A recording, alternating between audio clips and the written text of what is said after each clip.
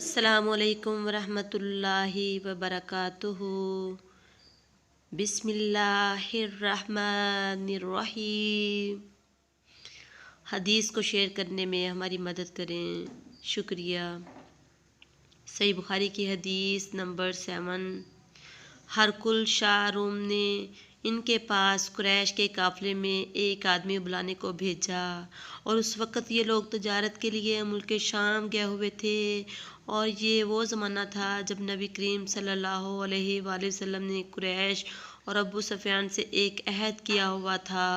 جب ابو سفیان اور دوسرے لوگ ہرقل کے پاس اہلیہ پہنچے، جب ہرقل نے دربار طلب کیا ہوا تھا، اس کے گرد روم کے بڑے بڑے لوگ، علماء، وزراء، امراء بیٹھے ہوئے تھے۔ ہرقل نے ان کو اور اپنے ترجمان کو بلایا، پھر ان سے پوچھا کہ تم میں سے کون شخص مدعی رسالت کا زیادہ قریبی رشتہ دار ہے؟ ابو سفیان کہتے ہیں، میں بول اٹھا کہ میں اس کا زیادہ قریبی رشتہ دار ہوں۔ یہ سن کر ہرقل نے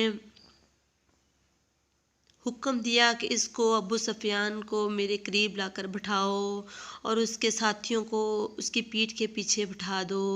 پھر اپنے ترجمان سے کہا، ان لوگوں سے کہہ دو کہ میں ابو سفیان سے اس شخص کے یعنی نبی کریم صلی اللہ علیہ وآلہ وسلم کے حالات پوچھتا ہوں۔ اگر یہ مجھ سے کسی بات میں جھوٹ بول دے تو تم اس کا جھوٹ ظاہر کر دینا۔ ابو سفیان کا قول ہے کہ اللہ کی قسم، اگر مجھے یہ غیرت نہ آتی کہ یہ لوگ مجھ کو جھٹلائیں گے تو میں آپ صلی اللہ علیہ وسلم کی نسبت ضرور غلط گوئی سے کام لیتا۔ خیر، پہلی بات جو ہرقل نے مجھ سے یہ پوچھی وہ یہ کہ اس شخص کا خاندان تم لوگوں میں کیسا ہے؟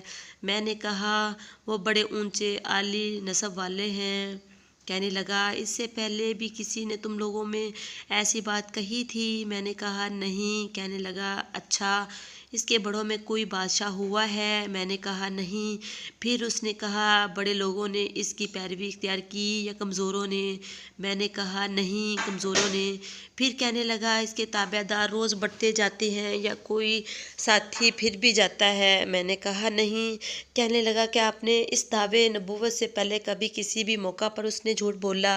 میں نے کہا، نہیں۔ اب ہماری اس صلح کی ایک مقررہ مدت ٹھہری ہوئی ہے، معلوم نہیں وہ اس میں کیا کرنے والا ہے۔ ابو سفیان کہتے ہیں، میں اس بات کے سوا کوئی جھوٹ اس گفتگو میں شامل نہ کر سکا۔ ہرقل نے کہا، کیا تمہاری اس سے کبھی لڑائی بھی ہوئی؟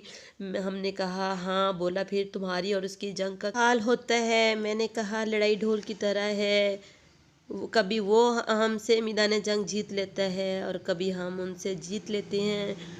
ہرقل نے پوچھا، کس بات کا حکم دیتا ہے؟ میں نے کہا، کہتا ہے، صرف ایک اللہ ہی کی عبادت کرو، اس کا کسی کو شریک نہ بناؤ، اپنے باپ دادا کی شرک کی باتیں چھوڑ دو، ہمیں نماز پڑھنے، سچ بولنے، پرہیزگاری اور صلہ رحمی کا حکم دیتا ہے۔ یہ سب سن کر پھر ہرقل نے اپنے ترجمان سے کہا کہ ابو سفیان سے کہہ دے کہ میں نے تم سے اس کا نسب پوچھا تو تم نے کہا کہ وہ ہم میں عالی نسب ہے، اور پیغمبر اپنی قوم میں عالی نسب ہی سے بھیجا جاتا ہے۔ میں نے تم سے پوچھا کہ دعوی نبوت تمہارے اندر اس سے پہلے اور نے بھی کہی تھی؟ تم نے جواب دیا کہ نہیں۔ تب میں نے اپنے دل میں سوچا، کسی نے کہی ہوتی تو میں سمجھتا کہ اس نے بھی اس بات کی تقلید کی ہے جو پہلے کہی جا چکی ہے۔ میں نے تم سے پوچھا کہ اس کے بڑوں میں کوئی بادشاہ بھی گزرا ہے؟ تم نے کہا، نہیں۔ تو میں نے دل میں کہا کہ ان کے بزرگوں میں سے کوئی بادشاہ ہوا ہوگا تو کہہ دو گا کہ وہ شخص اس بہانہ اپنے آباء و اجداد کی بادشاہت اور ان کا ملک دوبارہ حاصل کرنا چاہتا ہے۔ اور میں نے تم سے پوچھا، اس بات کے کہنے یعنی پیغمبری کا دعویٰ کرنے سے پہلے تم نے کبھی اس کو دروغگوئی کا الزام لگایا ہے؟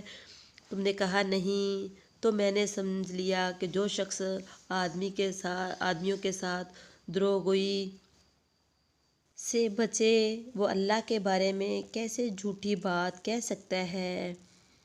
اور میں نے تم سے پوچھا کہ بڑے لوگ اس کے پیرو ہوتے ہیں یا کمزور آدمی؟ تم نے کہا، کمزوروں نے اس کی اتباع کی ہے، تو دراصل پیغمبروں کی تابعین ہوتے ہیں۔ میں نے تم سے پوچھا کہ اس کے ساتھی بڑے بڑھ رہے ہیں؟ تم نے کہا کہ وہ بڑھ رہے ہیں، اور ایمان کی کیفیت یہی ہوتی ہے حتیٰ کہ وہ کامل ہو جاتا ہے۔ اور میں نے تم سے پوچھا کہ آیا کوئی شخص اس کے دین سے ناخوش ہو کر مرتد بھی ہو جاتا ہے؟ تم نے کہا نہیں۔ تو ایمان کی خاصیت بھی یہی ہے کہ جن کے دلوں میں اس کی مسرت رچ بس جائے وہ اس سے لوٹا نہیں کرتے۔ میں نے تم سے پوچھا کہ آیا وہ کبھی عہد شکنی کرتے ہیں؟ تم نے کہا نہیں۔ پیغمبروں کا یہی حال ہوتا ہے، وہ عہد کی خلاف ورزی نہیں کرتے۔ اور میں نے تم سے کہا وہ تم سے کسی چیز کے لیے کہتا ہے؟ تم نے کہا نہیں، کہ وہ ہمیں وہ علم دیتا ہے کہ اللہ کی عبادت کرو اور اس کے ساتھ کسی کو شریک نہ تمہیں بتوں کی پرستش سے روکتے ہیں، سچ بولنے اور پرہیزگاری کا حکم دیتے ہیں۔ لہٰذا اگر یہ باتیں جو تم کہہ رہے ہو سچ ہیں تو تقریباً وہ اس جگہ کا مالک ہو جائے گا کہ جہاں میرے یہ دونوں پاؤں ہیں۔ کہ مجھے معلوم تھا اب پیغمبر آنے والا ہے، لیکن مجھے معلوم نہیں تھا کہ وہ تمہارے اندر ہوگا۔ اگر جانتا کہ اس تک پہنچ سکوں گا تو میں ان سے ملنے کے لیے ہر تکلیف گوارا کرتا۔ اگر میں اس کے پاس ہوتا تو اس کے پاؤں دھوتا۔ ہرقل نے نبی کریم صلی اللہ علیہ وآلہ وسلم سے وہ خط منگوایا جو آپ نے دحیہ کلبی رضی اللہ تعالیٰ عنہ کے ذریعے حاکم بصری کے پاس بھیجا تھا۔ اس نے وہ ہرقل کے پاس بھیج دیا تھا، پھر اس کو پڑھا تو اس میں لکھا ہوا تھا، اللہ کے نام کے ساتھ جو نہایت مہربان اور رحم کرنے والا، اللہ کے بندے اور اس کے پیغمبر محمد صلی اللہ علیہ وآلہ وسلم کی طرف سے ہے۔ یہ خط شاہ روم کے لیے اس شخص پر سلام ہو جو ہدایت کی پیروی کرے۔ اس کے بعد میں آپ کے سامنے دعوت اسلام پیش کرتا ہوں۔ اگر آپ اسلام لے آئیں گے تو دین و دنیا میں سلامتی نصیب ہوگی، اللہ آپ کو دوہرا ثواب دے گا۔ اگر آپ میری دعوت سے روگردانی کریں گے تو آپ کو رایا کا گناہ بھی آپ ہی پر ہوگا۔ اے اہل کتاب، ایک ایسی بات پر آ جاؤ جو ہمارے اور تمہارے درمیان یکساں ہے، وہ یہ کہ ہم اللہ کے سوا کسی کی عبادت نہ کریں، کسی کو اس کا شریک نہ ٹھہرائیں، اور نہ ہی ہم میں سے کوئی کسی کو اللہ کے سوا اپنے رب بنائے۔ پھر اگر وہ اہل کتاب اس بات سے منہ پھیر لیں تو مسلمانوں تم ان سے کہہ دو کہ تم مانو یا نہ مانو، ہم تو ایک اللہ کی اطاعت گزار ہیں۔ ہرقل نے جو کچھ کہنا تھا کہہ دیا۔ حق پڑھ کر فارغ ہوا تو ارد گرد شور و غوغات ہوا، بہت سی آوازیں تھیں، ہمیں باہر نکال دیا گیا۔ تب میں اپنے ساتھیوں سے کہا، ابو کشبہ کے بیٹے نبی کریم صلی اللہ علیہ وسلم کا معاملہ تو بہت بڑھ گیا، دیکھو تو اس سے بنی اصفر کے روم کا بادشاہ بھی ڈرتا ہے۔ مجھے اس وقت سے اس بات کا یقین ہو گیا کہ نبی کریم صلی اللہ علیہ وآلہ وسلم عن قریب غالب ہو کر رہیں گے، حتیٰ کہ اللہ نے مجھے مسلمان کر دیا۔ راوی کا بیان ہے کہ ابن نطور ایلیہ کا حاکم، ہرقل کا مصاحب اور شام کا نصاری کا لاٹ پادری بیان کرتا تھا کہ ہرقل جب ایلیہ آیا ایک دن صبح کو پریشان اٹھا تو اس کے درباریوں نے دریافت کیا کہ آج ہم آپ کی حالت بدلی ہوئی پاتے ہیں، کیا وجہ ہے؟ ابن نطور کا بیان ہے کہ ہرقل نجومی تھا، علم نجوم میں وہ بری مہارت رکھتا تھا۔ اس نے اپنے ہم نشینوں کو بتلایا کہ میں نے آج رات ستاروں پر نظر ڈالی تو دیکھا ختنہ کرنے والوں کا بادشاہ ہمارے ملک پر غالب آ گیا ہے، بھلا اس زمانے میں کون لوگ ختنے کرتے ہیں؟ انہوں نے کہا کہ یہود کے سوا کوئی ختنے نہیں کرتا، سو ان کی وجہ سے پریشان نہ ہوں۔ اس سلطنت کے تمام شہروں میں حکم لکھ بھیجے کہ وہاں جتنے یہودی ہوں سب قتل کر دیے جائیں۔ وہ لوگ انہی باتوں میں مشغول تھے کہ ہرقل کے پاس ایک آدمی لایا گیا جیسے شاہ غسان نے بھیجا تھا۔ اس نے نبی کریم صلی اللہ علیہ وسلم کے حالات بیان کیے۔ جب ہرقل نے سارے حالات سن لیے تو کہا، جا کر دیکھو وہ ختنے کیے ہوئے ہیں یا نہیں۔ انہوں نے اسے دیکھا تو بتلایا کہ وہ ختنہ کیا ہوا ہے۔ ہرقل نے جب سے عرب کے بارے میں پوچھا تو اس نے بتلایا کہ وہ ختنے کرتے ہیں۔ تب ہرقل نے کہا، یہی محمد صلی اللہ علیہ وسلم اس امت کے بادشاہ ہیں جو پیدا ہو چکے ہیں۔ پھر اس نے اپنے ایک دوست کو خط لکھا، وہ بھی علم نجوم میں ہرقل کی طرح ماہر تھا۔ پھر وہاں سے ہرقل حمص سے چلا گیا۔ ابھی حمص نکلا نہیں تھا کہ اس کے دوست کا خط اس کے جواب میں آ گیا کہ اس کی رائے بھی نبی کریم صلی اللہ علیہ وسلم کے ظہور کے بارے میں ہرقل کے موافق تھی۔